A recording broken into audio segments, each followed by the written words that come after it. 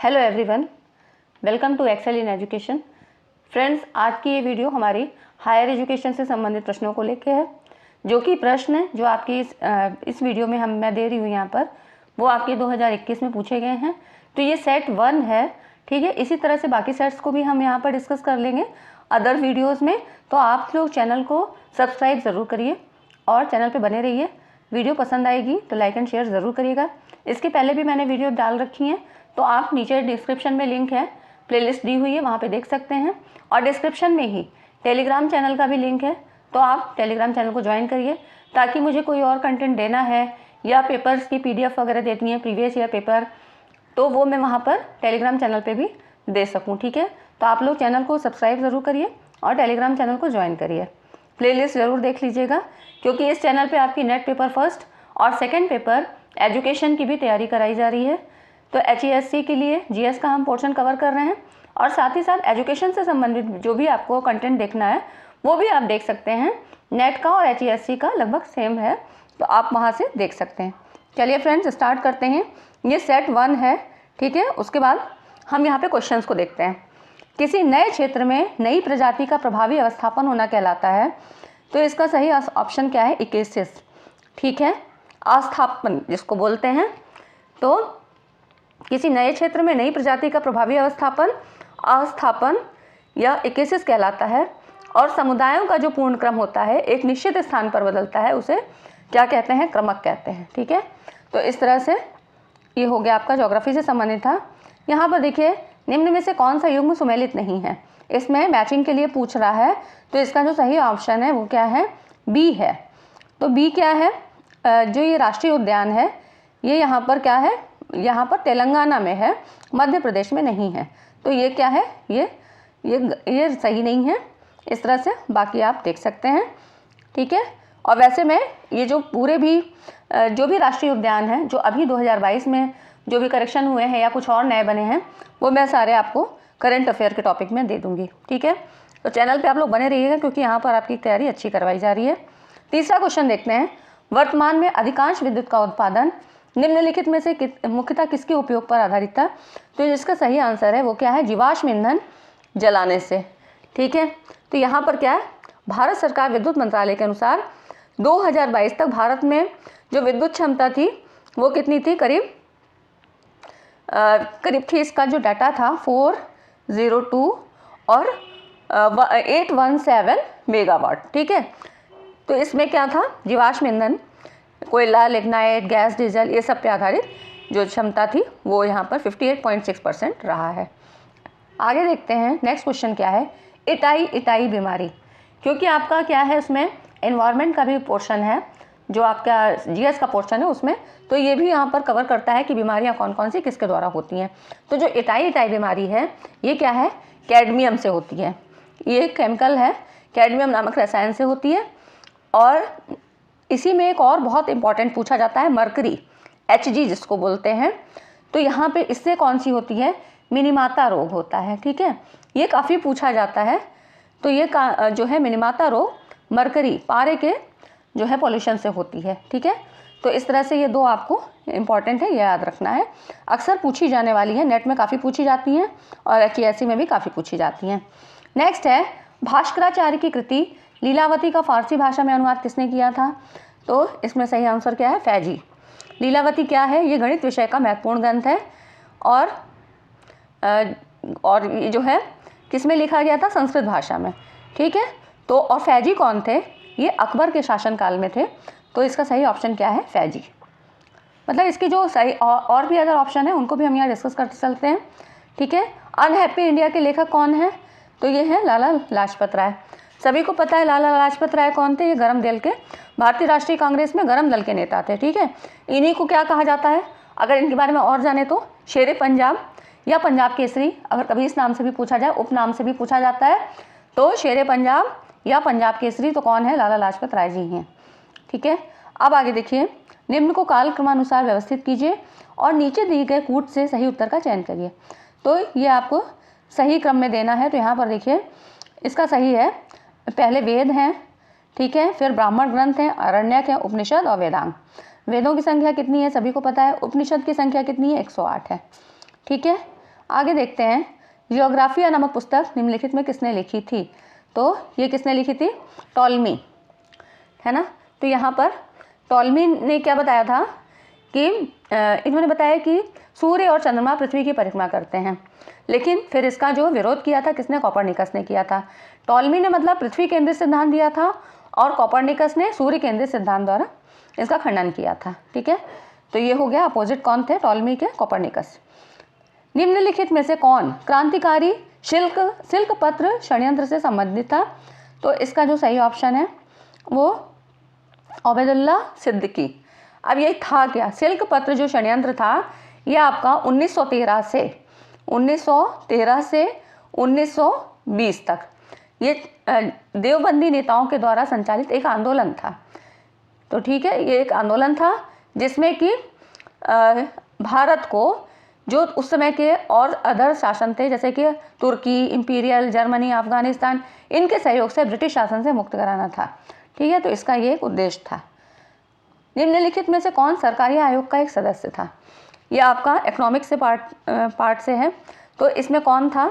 Doctor SR Sen. ठीक है, ये एक सदस्य था, मतलब उस समय क्या थे? 2 सदस्य थे। एक तो दूसरे कौन थे? मतलब एक तो पूछा है SR सेन और दूसरे कौन थे? B शिवरामन। ठीक है, SR Sen, doctor SR Sen और B शिवरामन। ठीक है, और ये जो है सरकारी आयोग बना क्यों था? केंद्र राज्य संबंधों पर विचार करने और उसको सुदृढ़ करने के लिए ये जो है बनाया गया था। ठीक है, तो इसका हम ज़्यादा डिटेल फिर अगले वीडियो में पढ़ेंगे जब हम इकोनॉमिक्स का पार्ट कवर करेंगे। ग्रामीण स्वशासन के सबसे निचले स्तर पर लोकतांत्रिक संगठन को क्या कहा जाता है? तो इसका सही है ग्राम पंचायत। अब ये क्या था? 73वें संविधान संशोधन पे एक त्रिस्तरीय पंचायती राज व्यवस्था बनाई गई थी जिसमें कि बताया गया था ग्राम पंचायत, क्षेत्र पंचायत और जिला पंचायत। ठीक है, तो इस तरह से ये हो गया। ये तो इसकी हो गई, पंचायतों की बात हो गई। और आपका जो है 74वें संविधान संशोधन द्वारा नगर पंचायत, नगर पालिका और नगर निगम इस तरह से इनको बनाया गया था। ठीक है, तो इस तरह ये हो गया आपका 73वें और 74वें संविधान संशोधन में ये बनाया गया था। नई रोशनी योजना, ये आपका करंट से संबंधित था, उस समय के करंट से 2021। तो करंट ये क्या था? नई रोशनी योजना। ये आपका सही ऑप्शन अल्पसंख्यक महिलाओं से है। तो यहाँ पर देखिए, अब ये क्या था? इसका उद्देश्य क्या था? अल्पसंख्यक महिलाओं को सशक्त बनाना और उनके बीच आत्मविश्वास का संचार करना। ये 2012-13 में शुरू हुई थी। ठीक है, भारत को दुनिया का स्वर्ण बुलियन, मतलब बुलियन गर्थ कौन कहते थे? तो इसका सही आंसर है रोमन इतिहासकार। इसमें जो प्लिनी था इसने अपनी पुस्तक नेचुरल हिस्ट्री में भारत को दुनिया का कीमती धातु का सिंक कहा था। ठीक है, तो रोमन आपको याद रखना है। बाकी हम वैसे क्या है, मैं क्वेश्चन बहुत कम कराती हूँ। पहले मेरी कोशिश ये रहती है कि मैं आपको डिटेल उसकी थ्योरी तो समझा दूँ, जो भी उसके मतलब प्रिंसिपल्स हैं, थ्योरीज़ हैं, वो मैं मतलब कोशिश मेरी रहती है कि मैं उसको कवर कराऊँ। ठीक है, लेकिन क्योंकि ये प्रीवियस ईयर का क्वेश्चन है इसलिए मैंने यहाँ पर इसको देने की कोशिश की है ताकि आपको ये अंदाज़ा हो जाए कि क्वेश्चन आते कैसे हैं। ठीक है, तो इसी तरह से हम बाकी भी जो भी 2014 में या 16 में क्वेश्चन आ गए हैं वो मैं सब आपको टेलीग्राम पे देने की दूंगी आपको, तो आप लोग टेलीग्राम चैनल को ज्वाइन करिएगा, लिंक डिस्क्रिप्शन में दिया हुआ है। आगे देखते हैं नेक्स्ट क्वेश्चन क्या है। निम्न में से कौन सा बैंक पूर्व में इंपीरियल बैंक ऑफ इंडिया के रूप में जाना जाता था? तो ये कौन सा था? स्टेट बैंक था। ठीक है, स्टेट बैंक जो है मतलब इसी का सही ऑप्शन क्या है? State bank. फिर देखिए 2020 तक भारत के कितने पूर्व राष्ट्रपतियों को भारत रत्न प्रदान किए गए? अब देखिए 2021 में क्वेश्चन पूछा गया था तो 2020 तक का करंट आया है ना, तो अब लेकिन क्या है 2022 में, तो हमें ये सारा करंट अफेयर पढ़ना पड़ेगा जो भी खेल से संबंधित है, चर्चित व्यक्तित्व है, ये सारा मैंने और भी 3-4 वीडियो है इसकी वो मैंने दे दी हैं। तो आप राष्ट्रमंडल खेल हैं या और भी चीज़ें आप वहाँ से देख लीजिएगा, वो बहुत इंपॉर्टेंट वीडियोज़ हैं। मैं खाली प्रैक्टिस सेट कभी नहीं कराती हूँ क्योंकि जब आगे पीछे कुछ पता ही नहीं है तो प्रैक्टिस सेट करके भी क्या फ़ायदा है। पहले हम थोड़ा सा उसका ऑब्जर्वेशन कर लें, डिटेल्स जान लें, तो क्वेश्चन करने में अच्छा भी लगता है ना। तो देखिए 2020 तक क्या था, 6 राष्ट्रपतियों को भारत रत्न प्रदान किया जा चुका था। ठीक है, सभी लोग जानते हैं। इनमें डॉक्टर सर्वपल्ली राधाकृष्णन थे, डॉक्टर राजेंद्र प्रसाद दूसरे, तीसरे कौन थे? डॉक्टर जाकिर हुसैन थे, फिर वी गिरी नेक्स्ट थे डॉक्टर APJ अब्दुल कलाम और 2019 में प्रणब मुखर्जी। ठीक है, तो इसमें सही ऑप्शन क्या है? 6। अगला देखते हैं, आज़ादी का अमृत महोत्सव की अवधि क्या थी? तो इसकी जो अवधि है ये था 12 मार्च 2021 से लेकर 15 अगस्त 2023 तक, है ना। तो ये हो गया आपका 75 साल पूरे होने पर इसको मतलब मनाया गया। 2022 में आज़ादी के 75 साल पूरे हुए, ठीक है। तो इसकी जो है 15 अगस्त 2023 तक इसकी अवधि थी। भारत के वित्त मंत्री ने बजट 2021-22 में स्वास्थ्य और आरोग्य के लिए पिछले वर्ष की तुलना में कितने प्रतिशत की वृद्धि की है? तो ये है 137। मतलब ये सारे आपके क्या है? करंट से संबंधित हैं। तो हम करंट का वीडियो फिर जो है अलग देखेंगे, अभी मैं खाली क्वेश्चन आपको करवा रही हूँ। लियोन मेंडो का किस खेल से संबंधित है? तो सही ऑप्शन है शतरंज। किस जिले में जनवरी 2021 में स्ट्रॉबेरी महोत्सव मनाया गया था? 2021 की बात कर रहा है तो वो मनाया गया था झांसी में। अब हम अभी का करंट अफेयर देखें तो देखिए ये करंट अफेयर से संबंधित है, ठीक है। तो यहाँ पे देखिए, कचाई लेमन फेस्टिवल का 18वां संस्करण किस राज्य में आयोजित हुआ था? ये जनवरी 2022 की रिपोर्ट है, मणिपुर में हुआ था। ये फेस्टिवल क्यों मनाया जाता है? नींबू किसानों को प्रोत्साहित करने के लिए। तो आपको याद कैसे रहेगा? कचाई लेमन, लेमन मतलब नींबू का फेस्टिवल है, ठीक है, मणिपुर में मनाया गया। ये करंट का आपका क्वेश्चन है। अगला देखिए, आप टीचिंग से संबंधित आ गए। निम्नलिखित में से कौन सा शिक्षण का स्तर नहीं है? तो सभी को पता है 3 होते हैं, है ना। अब इसमें कौन सही नहीं है? तो श्रवण स्तर, ये कोई स्तर नहीं होता है, बाकी सभी होते हैं। नेक्स्ट है, शोध की किस विधि में कारण और प्रभाव संबंध स्थापित किया जाता है? आपको पता है एक्सपेरिमेंटल मेथड होता है, ठीक है। आगे देखते हैं, ये आपके रिसर्च से संबंधित है, रिसर्च एप्टीट्यूड।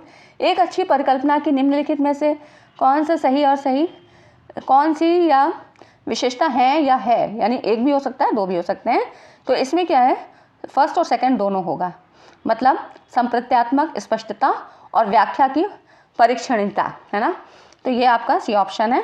सभी ने पढ़ा है, आप लोगों ने नेट क्लियर किया है। नेक्स्ट है, उत्तर प्रदेश के किस जिले में भारत का प्रथम ट्रांसजेंडर विश्वविद्यालय स्थापित किया जा रहा है? तो ये है डी, कुशीनगर में इसका सही ऑप्शन है। अगर हम रिलेट करके अभी की देखें तो देखिए 2022 की रिपोर्ट है, त्रिपुरा में अंतर्राष्ट्रीय बौद्ध विश्वविद्यालय इसको खोलने की योजना बनाई गई है।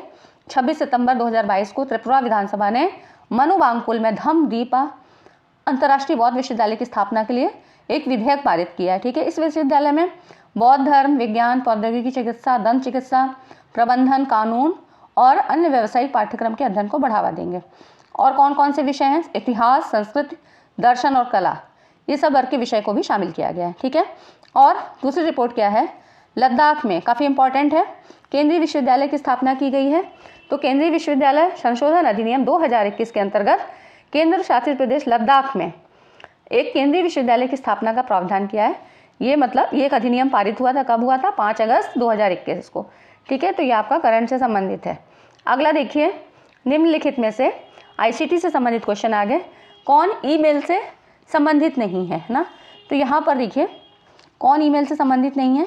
अच्छा, 23 के बाद 24वां क्वेश्चन आपका नेक्स्ट स्लाइड में है, क्योंकि वो थोड़ा सा टेबल फॉर्म में है।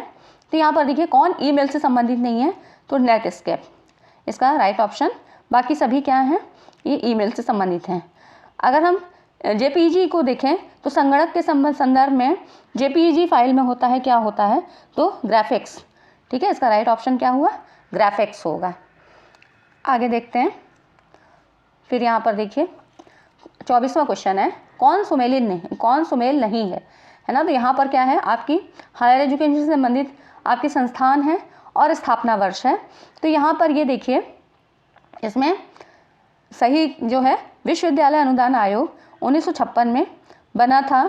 अखिल भारतीय तकनीकी शिक्षा परिषद AICT 1945 में, इसका सही ऑप्शन, ठीक है।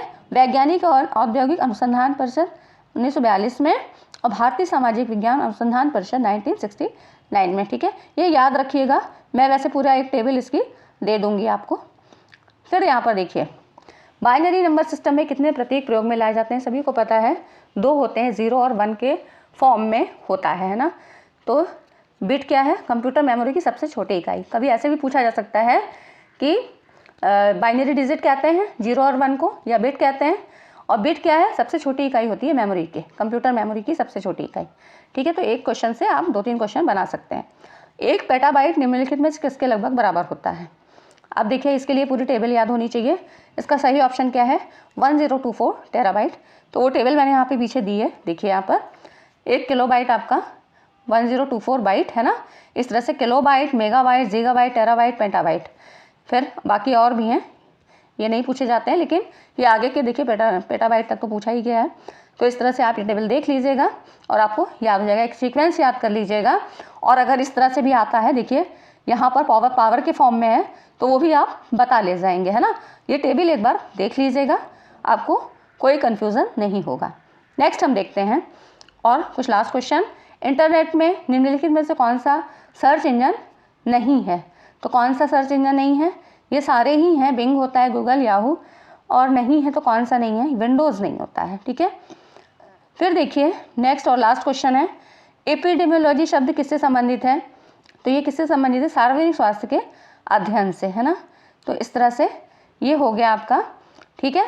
तो यहाँ पर जो है हमारे क्वेश्चन ख़त्म हो जाते हैं और मिलते हैं हम अगली वीडियो में। तब तक आप चैनल पे बने रहिए और वीडियो पसंद आई हो तो लाइक एंड शेयर ज़रूर करिएगा, क्योंकि मैं ऐसे ही इंपॉर्टेंट कंटेंट यहाँ पर आपको देती रहूँगी। तो आप चाहे नेट की तैयारी कर रहे हो, HESC की कर रहे हो, एजुकेशन से संबंधित कोई भी तैयारी आप कर रहे हैं वो आप यहाँ से कवर कर सकते हैं, ठीक है फ्रेंड्स। मिलते हैं अगली वीडियो में। Thanks for watching.